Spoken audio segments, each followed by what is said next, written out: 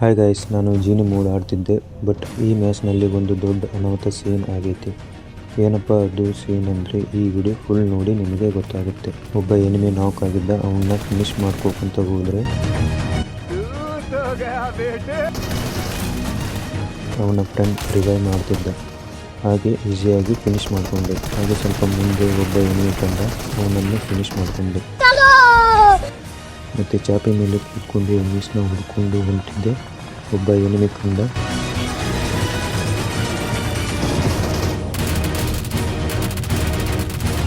ಅವನನ್ನು ಫಿನಿಶ್ ಮಾಡಿಕೊಂಡೆ. ಈಗ ನೋಡಿ ಆ ಒಂದು ದೊಡ್ಡ ಸೀನ್.